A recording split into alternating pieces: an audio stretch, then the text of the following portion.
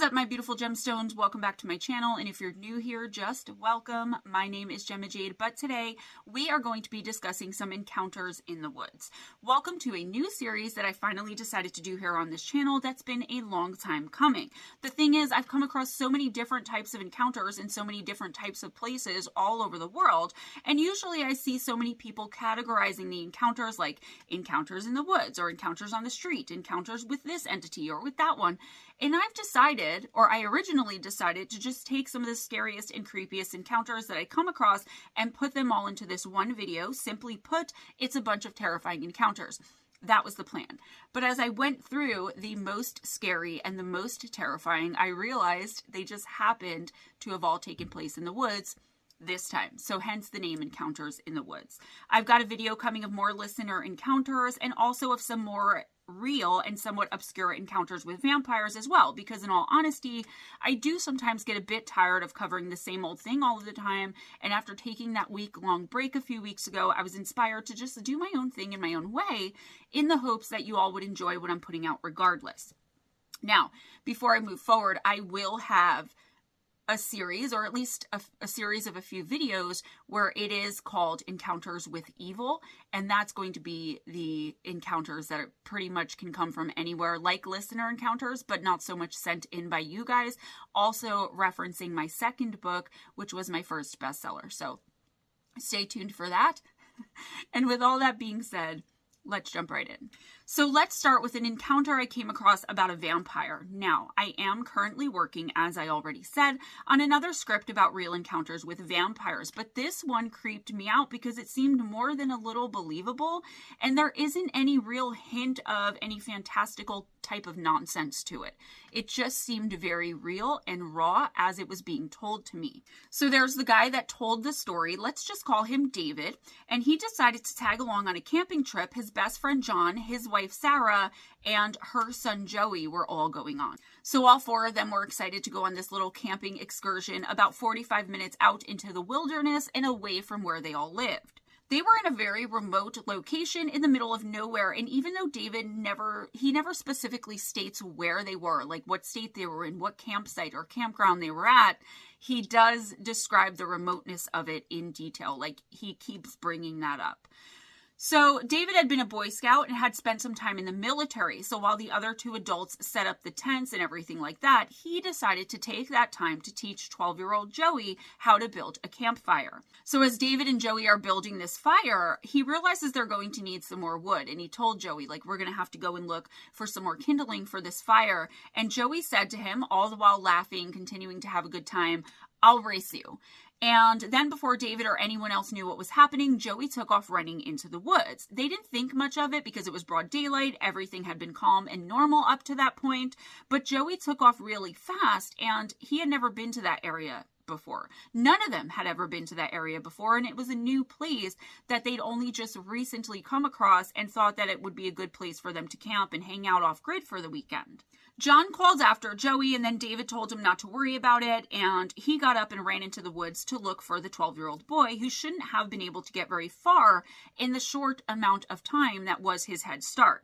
David saw Joey had run up to the top of the hill, and he immediately called to him when he spotted him not to run past that. Like, don't go over that hill. It seemed like Joey didn't hear him because he didn't even look back before running up and over the large hill. David made it up the hill, and once he was at the top, he looked down and all around, but he didn't see Joey anywhere. He didn't panic immediately, though, and figured that because he and Joey had been kind of playing and racing up the hill, that maybe he was just hiding behind one of the nearby trees. David slowly walked down the hill looking for and calling out to Joey. But then he tripped over a large branch and he fell, because of course he did. The woods in that particular area were full of very well-worn trails, and there was a lot of thick, very old growth, which David said was much thicker than you would normally see it in an area where so many people hiked and camped on a regular basis. So while this place was in the middle of nowhere, it wasn't a place that was so isolated that nobody went to, or it was so isolated but people just drove out there because they really enjoyed being that off-grid. He was really reiterating, as I already stated, that this place was in the middle of nowhere. David looked for Joey for about a minute or two. He had gotten up and was becoming frustrated as he called out into the woods, telling Joey it's not a joke anymore and that he needed to come back out so they could collect the firewood before it became dark out there. He looked for a good 5 minutes, but because he didn't have any kids of his own and because he thought that if Joey could hear him, he definitely would have come out by then, he decided to go back and tell John and Sarah that he couldn't find their child.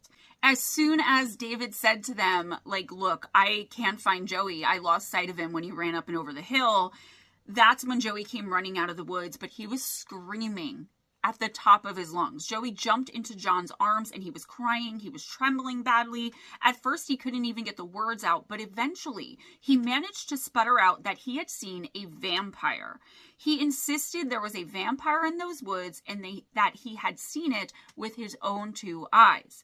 John, Sarah, and David obviously all looked at one another. They were concerned, of course, because the child was upset, but they assured Joey that there was no such thing as vampires. So because there's no such thing as vampires, there could not have possibly been a vampire out in the woods. They don't exist. Joey was insistent in his claims, and regardless of whether or not he had seen a vampire, the adults knew he had seen something that had spooked him pretty badly. David said the first thing that ran through his head, though he obviously didn't say this out loud, was that vampires only come out at night. And although it was dusk, the sun was still at least partially out, but he obviously didn't want to say that out loud because he didn't want to feed into this child's fear that he actually did see a vampire. So David and John told Joey that they wanted him to walk back to where he thought he had seen the vampire with them and show them what he meant.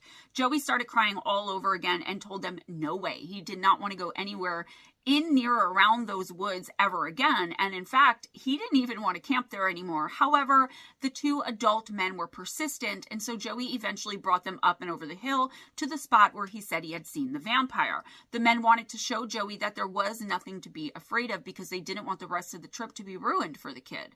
Now let's just talk about vampires for a quick minute here. More and more in recent years, and basically since I've started this channel, I've come to realize that vampires are more creature than they are human being. And if they were a race that was at risk of becoming extinct if they were ever found out about, like a dwindling race, wouldn't it make sense that they would hide out in the wilderness and make themselves and sightings of themselves scarce? Kind of like Bigfoot, right? I believe that makes perfect sense, but let me know what you all think in the comments below. David and John took Joey to the spot where he said he saw the vampire, but of course there was nothing there.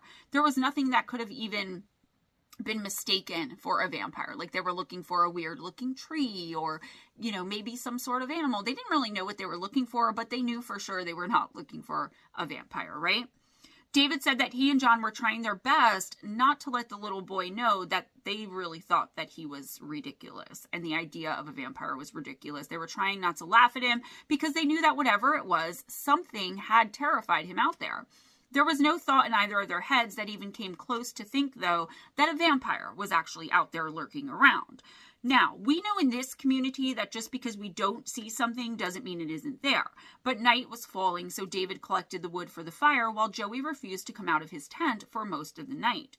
They considered bringing Joey home or just calling off the whole trip, but they eventually ended up deciding to just stay.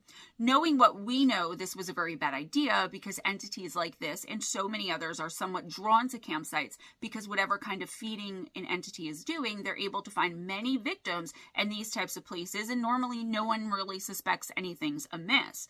They were eventually roasting marshmallows on the fire, and everyone was laughing and having a good time except for Joey. He had come out of the tent to try to join in the marshmallow and weenie roasting, but he just couldn't get into it. He was terrified and he couldn't stop shaking and looking back into the darkened woods.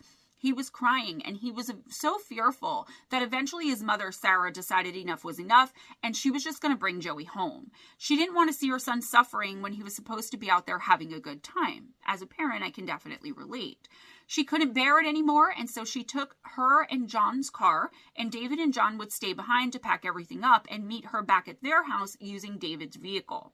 Sarah didn't stay to help them pack everything up because Joey was so scared and so adamant that he had seen a vampire earlier in the night that she didn't want to expose him to the woods anymore.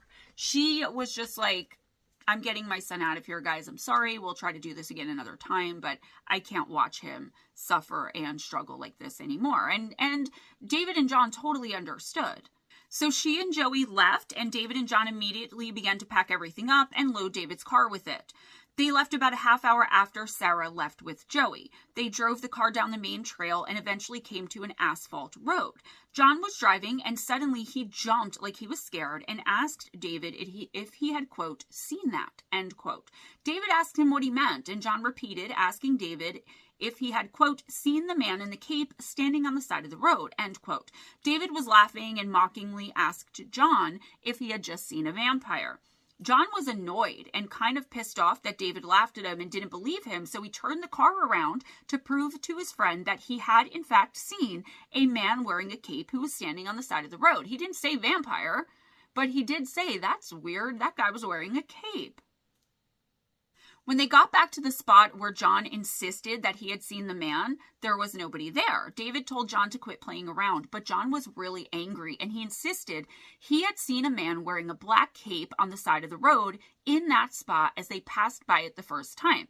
David was laughing and made another joke about vampires to John, who was fully pissed off at this point. So David was like, nobody here but us vampires. He thought his friend was pranking him, like insinuating that there was a vampire somewhere and that he was going to like try to jump out at him or something in the woods and scare him. Probably that's what was going through David's mind. So he got the jump on him and tried mocking it. You're not going to scare me with your ridiculousness. As the two men turned around to get back into their car, though, they were in for a real surprise. They turned, and when they did, they were facing toward where the headlights were pointing. So when they turned, the headlights were shining in their faces. As soon as they turned around, they both saw a tall, pale man standing there with red stuff dripping out of his mouth, and he was wearing a black cape. David described the man as wearing a Victorian-styled cloak, and he said he was rapidly shaking back and forth with a slight smile on his face. So this rapid shaking, if you guys ever saw the movie Stir of Echoes with Kevin Bacon from the 90s, or there's a lot of more modern movies, when you see a ghost or a spirit, they'll have it shake and be like really creepy.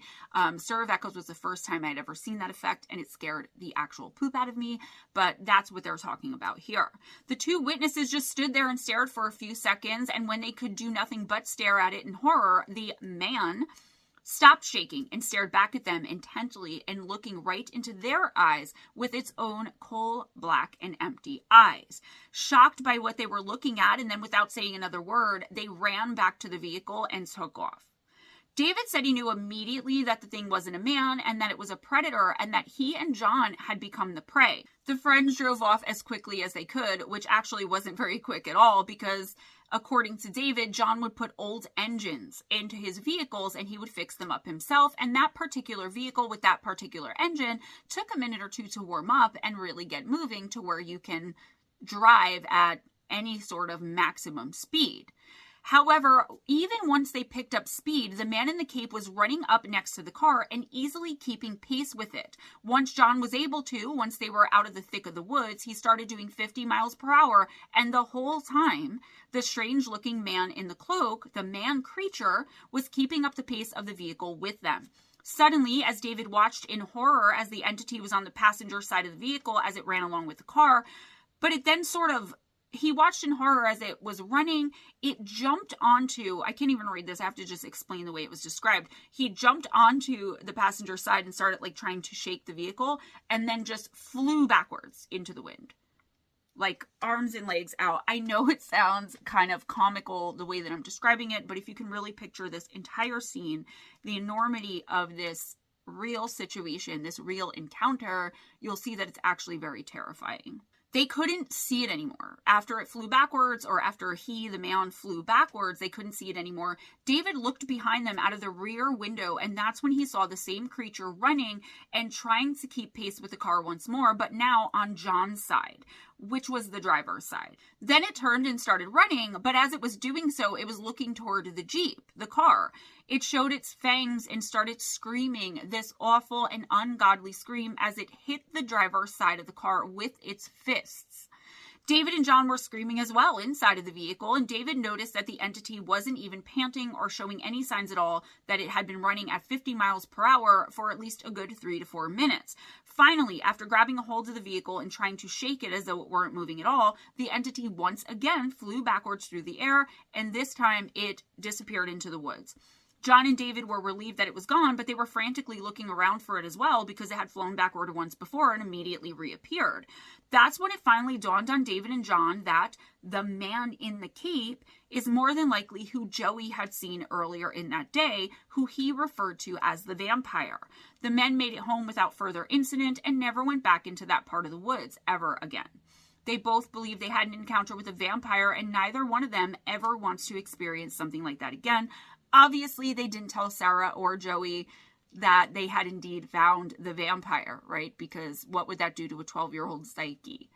Our next encounter involves a couple that we will call Jeff and Tina, who decided to take a trip to Point Pleasant, West Virginia, and they have absolutely regretted the decision ever since. So Jeff and Tina worked a lot, and they worked different shifts and different hours, so they finally had some time off, and they were like, you know what? We live right by Point Pleasant. Let's go see if we can, at night, hike through the area where the Mothman is allegedly sighted a lot of the time, right? But a casual stop for directions changed the course of their lives forever. They stopped and asked a man for directions, and somehow the topic of conversation got into the paranormal and how interested Jeff and Tina were about the subject. The man drew a little map on a paper they had that they had been writing directions on and sent them to where he said has always been a lot of paranormal activity going on being reported in that particular area. From what I understand, but it was a little vague, they were going specifically to Point Pleasant because they were wanting to kind of semi-investigate the Mothman. And by investigate, I really just mean that they were somewhat like paranormal enthusiasts. And like, I know for me, if I were going on a haunted location or a spot like where the Jersey Devil is known to be, I would be happy with that. And I would consider it a good weekend getaway.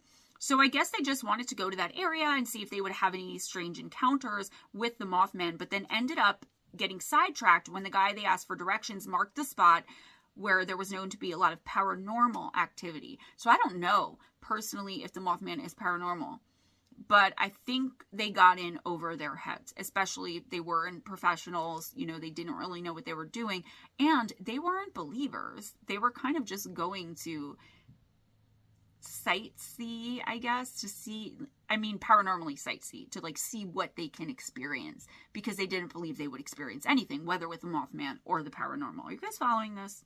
So Jeff did say that while they were interested in the paranormal, they really weren't believers and didn't put much stock into what the man was telling them. They were driving to the area on the little hand-drawn and makeshift map and decided they were going to go all out. And so they stopped at a Walmart and got a digital voice recorder. And Tina even said that they had never done anything like this before. They were kind of feeling adventurous, I guess. They immediately felt a creepy type of feeling in that area, but they thought it was just their nerves, considering everything the man had just told them about that spot and their previous knowledge of the Mothman. They lived near to where Point Pleasant is. They lived near to this place. Once the sun began to drop into the night sky, they turned on the recorder and started asking all of the usual questions into the air. Jeff said that at the time they didn't hear anything audibly, and so they just kept asking more questions, and they were kind of giggling and making fun of the experience altogether as they were doing it. So basically they were being blatantly disrespectful. But they didn't know that. They didn't realize. Finally, they got bored. And one of them did say that the overwhelming creepiness of it kind of pushed them out too. So they went back to town, back home, and they thought they hadn't gotten any evidence of anything being there, as they kind of expected. They went back to their house, which was only a short distance away from those woods in Point Pleasant, and also their house was in the middle of some woods as well. They got home and they were sitting outside and wanting to go and get something to eat when they decided to listen to what they recorded on the digital recorder. They both were sure that they didn't pick anything up. And keep in mind that they more than likely didn't know that you could still pick something up on those things, even if you don't hear anything audibly at the time. Let me tell you guys, they were shocked and probably terrified when they heard a response come growling through the machine in response to Jeff asking or saying, quote, "If there's anything you want to say it now because we're leaving," end quote. The response came immediately, sounded very guttural, evil, and even somewhat demonic, and it very clearly said, quote, "I am here," end quote. And sorry, I can't do the demon voice, but I heard these recordings myself. Of course, being skeptics who think it's nothing more than a fun time and a big joke to go into the wilderness and mess with things you don't understand simply because you don't or can't wrap your mind around them, they immediately thought that someone was playing some sort of elaborate prank on them. They listened to it for a few more times and finally came to the conclusion that human vocal cords would not be able to make that kind of sound, let alone speak in that type of voice. It was like triple voiced, but the same voice 3 times, but all at once. You guys know the voice I'm talking about. Neither one of them were prepared for what happened next. The phone rang and Tina hesitantly answered it, and this is where I realized that they were still in the woods, but at their own house and nowhere near the area where the Mothman was supposed to be or where any of the paranormal activity was known to have taken place. Tina answered the cell phone, and that same voice that had informed them it was there with them in the woods when they had the recorder on started demonically laughing into the receiver. However, Tina didn't recognize it for what it was at first and thought it was just some sort of computer or telemarketing call, and while she didn't recognize the number either, she wasn't able in that moment to put 2 and 2 together because she was still focused on the audio recording. She said it was really staticky and fuzzy, but thinking back on it, she realizes now that it was kind of demonic sounding laughter. And the only reason I noticed it right away, and I knew it for what it was because I was fortunate enough to be able to have heard the tape. She hung up the phone and suddenly they heard, with their ears, audibly, the exact same voice in the exact same tone saying the exact same thing. "I am here," coming from somewhere right near where they were sitting. And when Tina jumped up, the phone immediately rang again. This time Jeff answered it, but he put it on speaker so they both could hear it. There was the same demonic and somewhat maniacal laughter, and then the same voice said again, "I am here." Tina screamed, and the 2 of them immediately ran inside. They knew at that moment that they had effed around and found out, and it struck them that whatever they had encountered in those haunted woods in Point Pleasant had now followed them back to their home. Now, I haven't really discussed the Mothman here on this channel, except for this week. The previous video I put out about an hour ago was about Mothman encounters, but I've never discussed him before. But I had done some research into the Mothman while working my day job, which is researching and writing about paranormal, supernatural entities, UFOs, and things like that. Almost everyone I've ever come across who has claimed to have encountered the Mothman in person, they say there's almost no shaking it. Even if they aren't actively being pursued by it, or even if they aren't really thinking about it, it's inevitable, like they'll feel like they're being watched or followed all the time, no matter where they are or how many years later it is from when they initially saw or otherwise encountered it. So, for the most part, I found that to be true. People who think they encounter the Mothman in the woods also end up with this kind of constant sense of being followed around all of the time. But as I went more into the research for the video I just posted, which I actually wrote that after this one, if that makes sense, I started to realize that that may not be the case at all, and that there might be something out there impersonating the Mothman.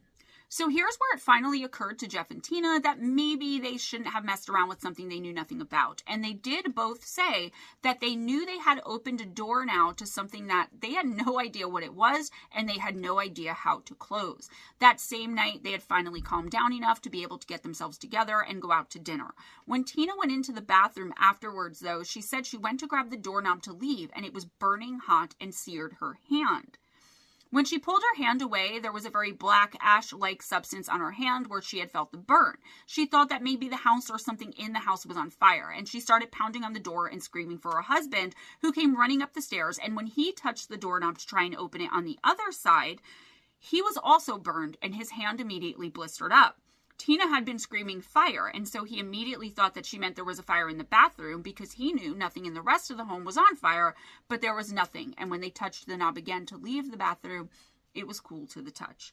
They exited the bathroom, and when they turned to look, they saw handprints on the door of elongated and creepy looking fingers, and it was sort of like smudged, as if the entity had been holding the door and then the doorknob to keep the door closed. But from the inside, just they couldn't see it. The prints looked like they were made of the same substance as the black ashy stuff that was on her hands after she touched the knob. The fingers were really skinny and long, and it just didn't look to them like it could have possibly belonged to a human being, not to mention they knew for sure that no one else was in the house with them at the time. Jeff is a really large guy, okay, and he said the handprints dwarfed his hands completely, so whatever it was, it had to have been absolutely huge.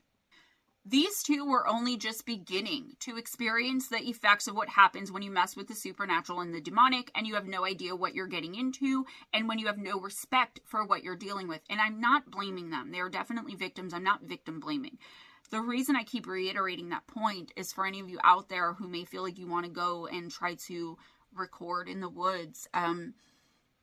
There are protective mechanisms you're supposed to put into place before you do anything like that. And you can ask so many people just in this little community and they'll help you with that before you end up with an attachment like this.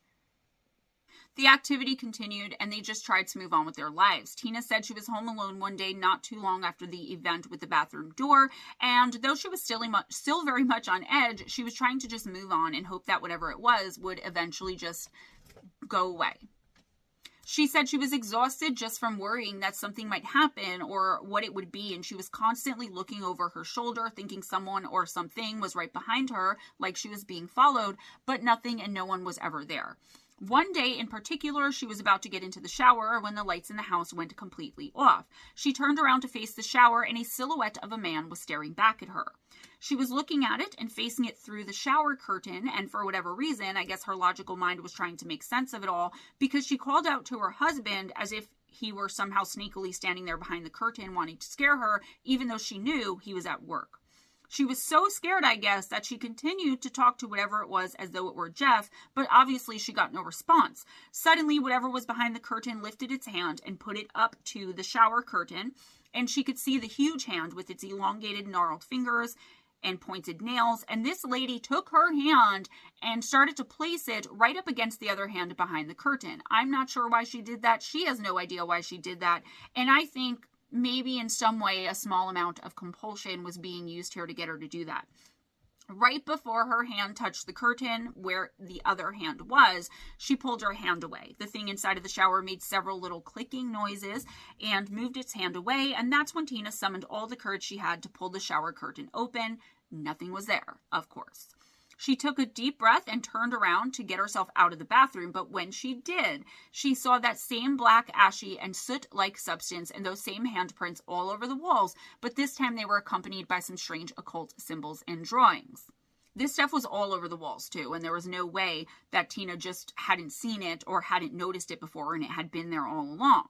So this was done, obviously, by some sort of paranormal force, and it was probably the same one that was there in her shower a couple of seconds before.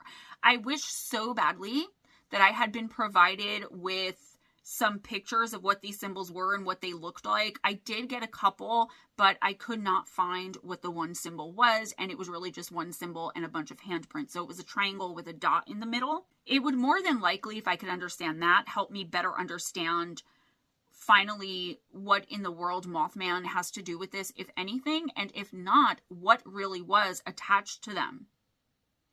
If it was Mothman, what does that symbol mean? Could that show me where the Mothman creature comes from, what it wants? But unfortunately, I was just told they were strange occult symbols, and that was the only description I got, as well as I do not think, especially after writing the script for the previous video, which I wrote after this one, when I wrote this video, I hadn't done the Mothman script yet, so I really didn't understand a lot about that entity. There is no way this was Mothman.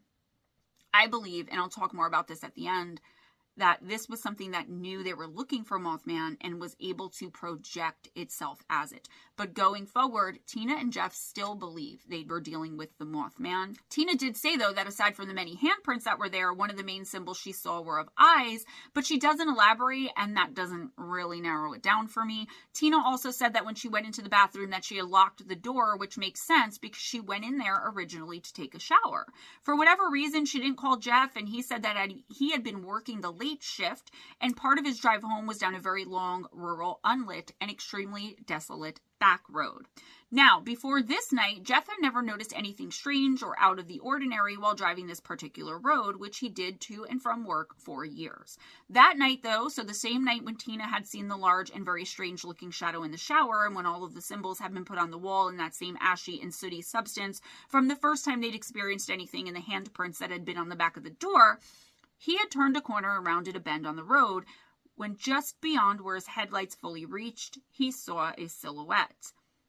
At first, he thought it was a person, but then realized that there was almost no way any hitchhiker or really anyone else could or would be out there in that area of the road at that time of night. There was nowhere for them to have come from because there was nothing but dark roads and wilderness for at least 20 miles in any direction from where he was.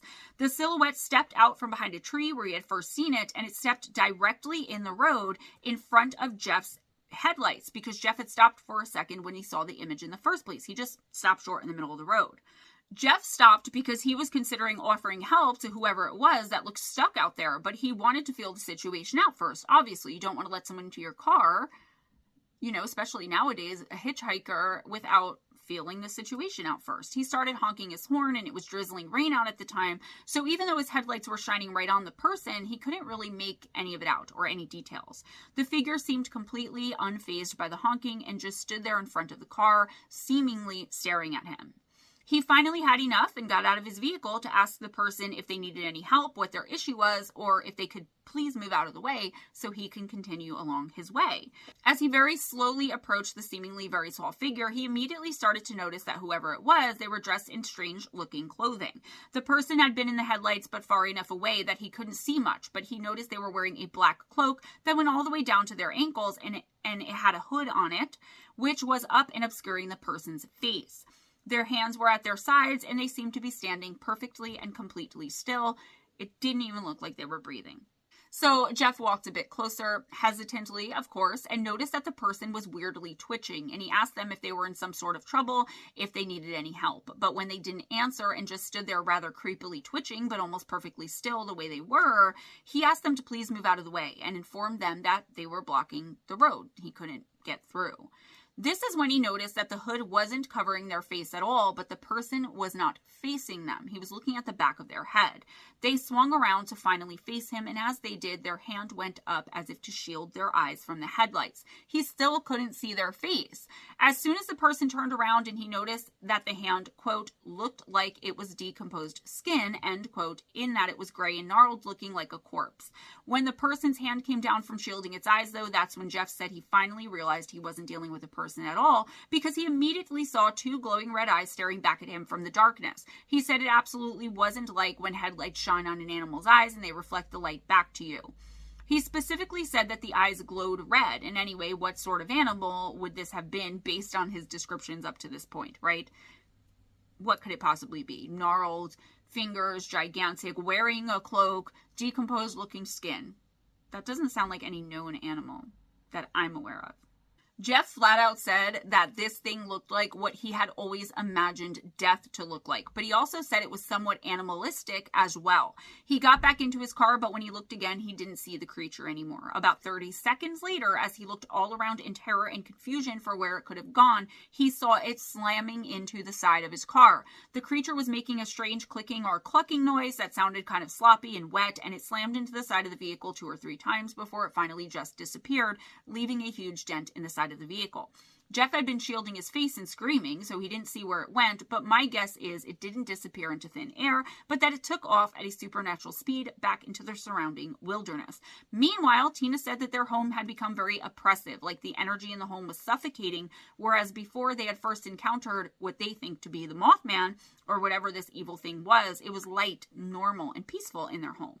The couple were basically, at this point, just telling about all of their encounters and experiences, but I will say that in seeing Tina and watching her talk about all of this, I could say confidently that she herself unknowingly has some extrasensory abilities and probably has no idea, but that could be the reason why this thing, whatever it was able to latch onto her and her husband so easily, when it's usually not really that easy for an entity to do that unless you invite it. Then I thought about that and I was like, well, they did invite it. When you say, show us a sign, give us a message, talk to us. You are inviting whatever is out there that you can't see and don't know, Mothman or otherwise, to interact with your energy. And an evil and lower vibrational entity will take that opportunity, because then you are inviting them to feed off of you, to literally suck the life out of you a little bit at a time. The couple would constantly hear audibly the same voice saying the same thing in the same way all of the time. It would announce its presence by saying, "I am here." And they would wake up in the middle of the night hearing it, and they would just hear it all the time at this point in their story. Tina said, quote, "the voice of pure evil," end quote. She would question in her mind what it wanted from them, but she never got any kind of answer. The couple was dealing with a full-blown haunting, a full-blown attachment, hearing footsteps, creaking floorboards, and the slamming of doors. Every day the activity would seem like it was getting stronger and stronger, and as it became stronger, it became more violent. This makes sense, as it feeds itself off of their terror, and every day their terror grew. Glasses would fly out of the cabinets and smash onto the floor, shattering into thousands of pieces. Silverware would fly all over the room, and there would also be a lot of knocking all over the walls at night. They would hear all sorts of garbled talking in the house, but they could never make out what was being said, and they were still receiving the staticky phone calls with the evil laughter and the taunting "I am here" phrase as well. They decided to try and go back to where they had initially messed around with this thing and used the digital recorder. They knew that whatever it was had attached itself to them while they were in the woods in Point Pleasant, and so when they went back into those woods to that exact spot trying to get some answers and possibly lay whatever this was to rest so that they could move on with their lives, they brought the digital recorder with them and started asking the same types of questions, but Jeff said that they weren't fooling around that time and that they were demanding answers at that point. I understand where that comes from, but also not a good idea to antagonize, agitate, demand anything from any entity, ever. Don't do it. Tina desperately begged the creature to leave them alone, and Jeff taunted it to come out and show itself. Again, antagonizing it, right? Being disrespectful. He said, quote, "It's now or never," end quote. He waited 15 seconds and didn't hear anything, but they kind of thought they might not hear anything audibly, even though they weren't sure. Jeff said he was suddenly hit in the chest and he went flying backwards through the air. It said it felt like he had gotten hit in the front by a freight train.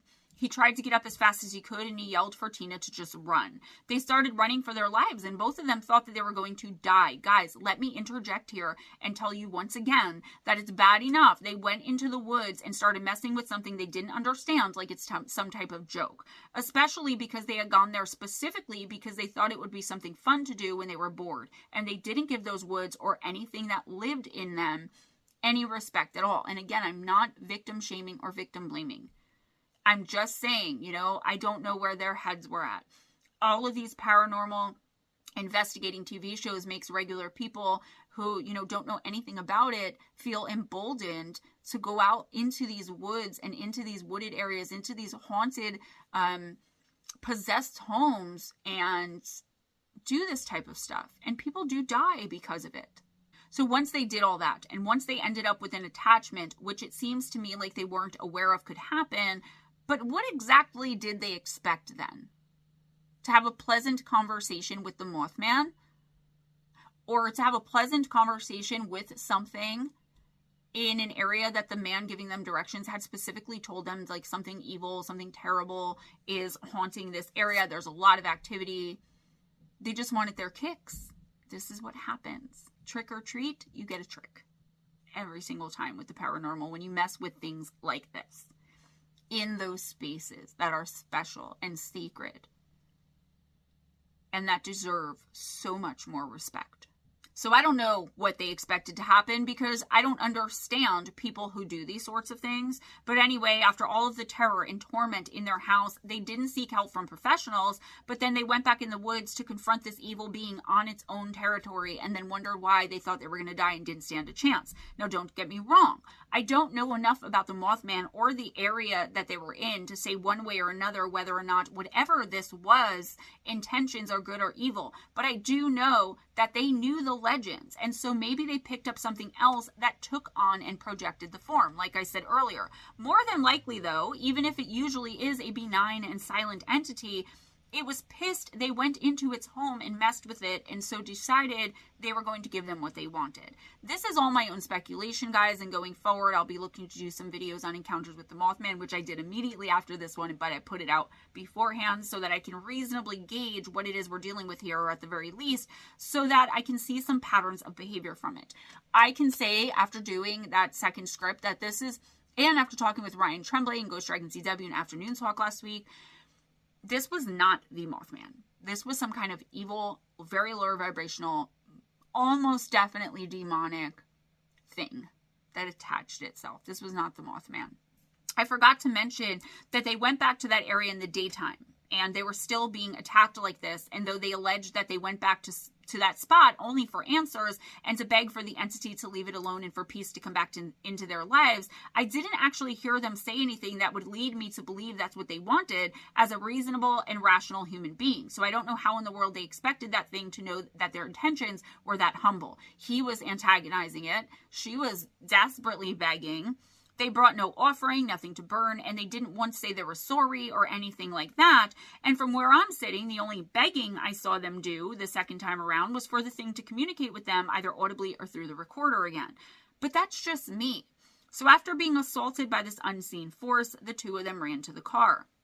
Tina said that as she ran, she was just shocked and thought that she and her husband wouldn't make it out of there alive. And all she could think of, too, was that they needed to get out of there and as far away from that area as quickly as possible.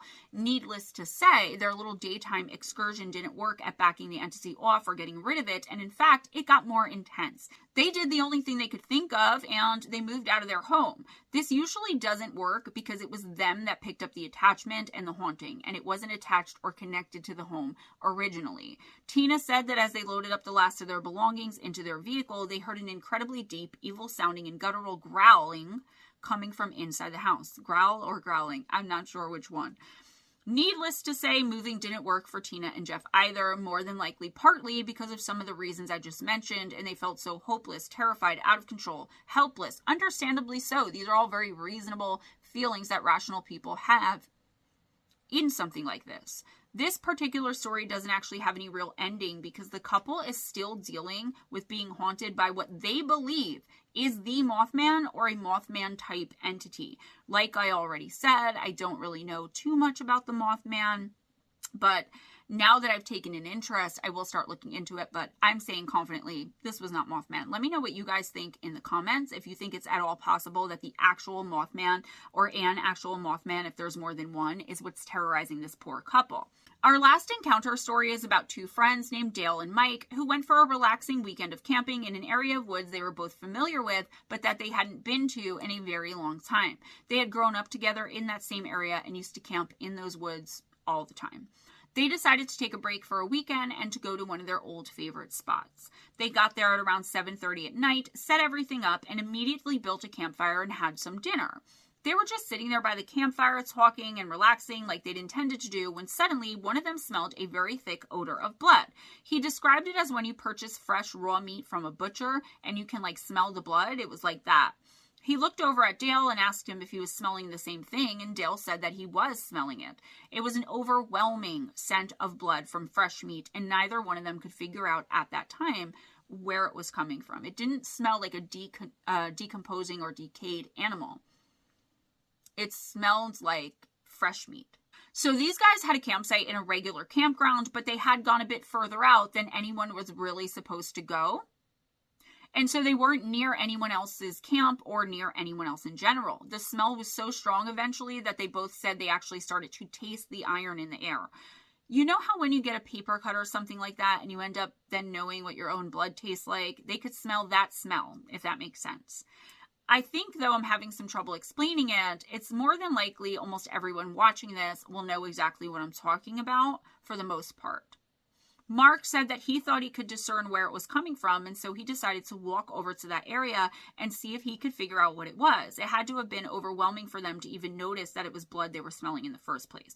Dale said that he and Mark are people who are extremely comfortable in the woods, and they've never had any scary experiences in the woods in their entire lives, and they were in their 40s. However, once he and Dale started walking towards where he thought the smell had been originating from, he was suddenly struck with a very strong feeling that was creepy, like they were being watched or even stalked. Mark was walking a little bit behind Dale and almost didn't notice when Dale stopped short suddenly without saying anything to him. Mark asked him what was wrong, but instead of answering, Dale just turned around and his eyes were so wide and large, like he was in shock almost, and it was like they were popping out of his head. Before Mark could even react, he saw a gigantic black hairy humanoid figure standing up a small hill and directly in front of his friend. He said it was no more than 10 feet away from them, weighed about 1,000 pounds, and was at least 9 feet tall, and they both just froze. Dale had slowly walked to where Mark was, and they both were just staring up at this figure that was staring back. They were afraid to run because they knew that if you run away and turn your back on certain animals, that they will chase you and more than likely they will catch you and attack you. The beast, whatever it was, merely turned and took off at lightning fast speed into the woods. Dale said they were relieved because with how long its arms were and how fast it had gotten out of there, they realized that whatever it was could have easily sped toward them and killed them right there instantly and on the spot if it had wanted to do so. So while they were terrified, they did not feel that their lives were threatened or in danger because the thing could have easily taken them out right then and there. After a moment or so of standing there in shock, the two men looked around for footprints or some other type of evidence as to what they had just seen, but they couldn't find anything. Finally, they went back to their camp and it was fully dark. Once they got there, they saw a large pile of brush right next to their campsite, and behind the brush pile, there was some long grass that had been pressed down as though something large and very heavy had been squatting there and watching them. It struck them immediately that whatever that thing was, it had been watching them for a very long time since they got there, and that it had been waiting for them to leave, or maybe it was just checking them out as they were inadvertently camping on its own territory, but that it too must have smelled the overwhelming blood smell and went to go and eat. They surmised that it was some sort of dead animal and that the reason they weren't smelling the blood anymore is because the giant animal, that hairy black beast, had more than likely eaten it or taken it away. They still didn't really understand what they had seen, and while they knew it wasn't human, it was humanoid, and they were very confused but tried to relax because they couldn't move their camp until the following day when the sun rose again, especially not with things like that roaming around. And not to mention, there was a fresh kill somewhere. And if that thing didn't kill it because it was out looking for it itself to eat it, there was something out there killing animals. So there was some sort of predator out there, regardless of anything else. They had a fairly uneventful night, except for some sounds of some sticks snapping, but they figured that could have been any sort of animal, though they both said they felt like they knew that that thing was back crouching in the brush pile again. They tried not to go to sleep, each in their individual tents, but eventually they did, and they woke up the following morning. They saw no evidence of anything having been near their camp, and so they made breakfast and got out of there as quickly as they could. But all the while, they really had to put effort into not allowing fear to get the best of them. The two men hiked further away from the other campers in the area instead of closer to them, and to me that didn't make much sense, but I guess they weren't scared enough at that point really to want to be near other people. I'm like this too, where I don't think I would want to go camping if I had the risk of running into other campers. Complete strangers in the middle of nowhere? No, thank you. For me, that would kind of ruin the illusion. As they walked further and further into the woods, they felt like something was following and watching them again, but neither one of them wanted to say that or say that they thought it was the giant black humanoid from the day before. They both had it in the back of their minds that it could have been Bigfoot, but neither felt they could say it out loud to the other one without sounding somewhat ridiculous. Eventually, once they didn't feel anymore like they were being watched or followed, after several hours of going deeper into the woods, they chose a spot to set up their camp, and they were both really looking forward to just relaxing and not dealing with any weird smells or weird creatures. They both still felt a little bit like they were being watched, but they tried to brush it off in the name of having a good time and relaxing. They had not been camping in like a decade or more together, and they really wanted to enjoy that time together, and thus far, they had spent most of the time terrified, or at least very, very scared. Once everything was all set up, they ate some lunch and spent the day just hanging out, talking to each other, catching up, things like that. As soon as the sun started to go down, though, Mark said that suddenly it was like a bush far off into the woods, but close enough that they could see it from where they were sitting, had exploded or something. It was like something had disturbed it so aggressively that all of the birds that were in it, which was quite a few, had flown out chirping and chattering all at the same time and took off in the same direction in the wilderness. The men debated whether or not they should go and investigate it, but they decided against it. And honestly, they said they both kind of knew that the bush is where their stalker had decided to hide and watch them sleep for that night. Eventually, they decided to go into their tents to go to sleep for the night at around 9 because they couldn't take the creepy feeling of being watched anymore. They couldn't relax. They couldn't converse. They were like, forget this. Let's just go to sleep. Mark woke to the sound of growling coming from near the bush in the woods. It was pitch dark outside because there was no moon, and any stars were being covered up by all of the tall trees surrounding them. He grabbed his flashlight and went and got Dale. The two of them tried to be as quiet as possible and to move as slowly as possible through the darkness to try and not be seen by whatever it was that was out there. They were both silently thinking that it was the beast from the day before, but they were also hoping that it wasn't. Finally, Mark turned on his flashlight and shined it at the bush, and that's when he saw the same gigantic hulking figure just standing there in the bush, and as soon as the light hit it, it started howling and growling, baring its fangs aggressively at them for shining that light onto it. The thing was making horrible and violent sounded noises, but the men were too stunned, and Mark couldn't move to shine the flashlight somewhere else or to turn it off. The thing's black eyes reflected the light back at them, and they could tell by its behavior that it was raging furiously mad. It showed its teeth, but they weren't sharp, and they looked very much like humans' teeth, only much larger, and the thing was drooling. It started pounding on its chest, and it got into a position with one foot against the tree like it was about to take off in their direction at any second. Dale told Mark to swing the flashlight around and that they needed to run and get out of there as fast as they possibly could. Mark snapped out of it and did what he was told, and the two of them took off knowing that the creature would follow. But it didn't. They heard nothing behind them and no sounds of whatever it was giving chase. The men ran for their lives through the dark wilderness with no care or concern for whatever else might be lurking out there. They were just trying to escape the wrath of whatever the giant black humanoid was, and they ran for about 10 minutes. That's when they finally saw a ranger vehicle. They ran to it and started to tell the ranger what they had witnessed, and the ranger drove them back to their campsites and called for backup. Other rangers and people that looked more official, like they were possibly military, showed up within moments of them making it back there. And they told Mark and Dale to pack up their belongings quickly while they shined their headlights and some other military-grade flashlights on them to help them see better and to get out of there faster.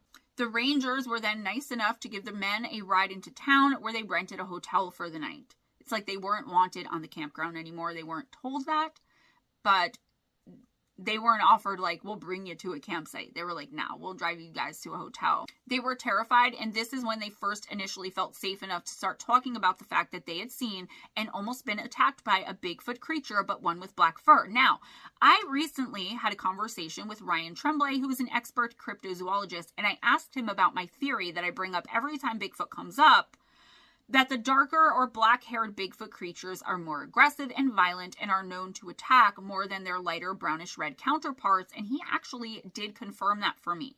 That was exciting. It was an interesting stream, so it was the second one Ghost and I did with Ryan on Tuesday afternoon. It would be the previous Tuesday to when you're watching this if you want to go and check it out. So once the men settled down and tried to get some sleep, it occurred to them that most of the meat they had bought with them that they had planned on grilling the next afternoon had gone missing, and all that was really left were their seasoning packets that they bought with them. Their water was gone, but other drinks remained. Their story felt lacking a little in detail towards the end, but that's just because they were so reluctant to talk about it, as they still avidly camp and hike, but they do say that they never go back to that one particular spot. They want to go back and try to find the creature and possibly get some evidence, but they just haven't worked out the courage to do it yet. And for the most part, they don't talk about what they experienced for fear of being ridiculed. That's all I have for you today, guys. Please give this video a big thumbs up if you enjoyed the content, if you enjoyed hanging out with me, if you watched in the premiere and enjoyed hanging out with one another. Spread the love by sharing this video, please, and make sure you spread the love by sharing this video, please. And if you haven't subscribed, please consider doing so. Make sure your notification bell is switched on and turned to all so that you get every single thing I upload: shorts, live streams, pre-recorded videos, special shorts. I do a lot on this channel. I put 60 plus hours of work per week into this channel. So if you haven't seen everything I've done, please check it out. Don't forget Gemma Jade on Rumble, GemmaJadeYT on TikTok, which I just started. I would love to get the support over there, 1,000 followers, and I can get a little coin for that. Probably not a lot, but that's okay. Check out the description box for ways to donate to the channel: PayPal, Cash App, my Amazon wish list gift link. You can think about becoming a member. If you join Patreon for $20 a month or more, you will get every single month automatically as a thank you from me, a personal, general, remote, intuitive oracle reading, and I just send it to you every single month. You don't have to ask for it. You don't have to do anything. I'm working out how to get it so that people who are members can also get the general readings for cheaper than what I'm going to start charging again regularly. So I'll let y'all know and I'll keep y'all posted on that. If you'd like a personal intuitive oracle reading from me, I offer general remotes, which are fairly cheap. I think very cheap. I also do one-on-one through video chats. I do consultations. I do spiritual counseling, I guess you would say. I don't know if that's the right word for it. But if you have any questions, or if you want to do a video chat with me, if you want a love reading, a money reading, a career reading, a general reading face-to-face, for an hour to an hour and a half. I also do 2-hour-long readings with tarot and oracle. I do just tarot readings, Celtic cross, whatever you need, but I do charge a fee for those. So hit me up if you have any questions about that, or if you're interested, GemmaJadeParanormal@gmail.com. That's also the email for all other correspondence if you want to send me your encounters with the supernatural, paranormal, extraterrestrial, otherworldly, bizarre, and strange, so I can use it for listener encounters. I do really, really appreciate that. The links for all my books on Amazon, Kindle, paperback, and Audible. So we've got Missing the Faith Theory, Encounters with Evil, 101 True and Terrifying Stories, Shadow Entities, Sleep Paralysis, and Beyond, Danger at Your Door, Terrifying Encounters with Black-Eyed Kids, Midnight Visitors, the companion book of just encounters to the very deeply rich, researched Danger at Your Door. I had to think for a second. But I also put out Campfire Stories Volume 1 and Campfire Stories Volume 2.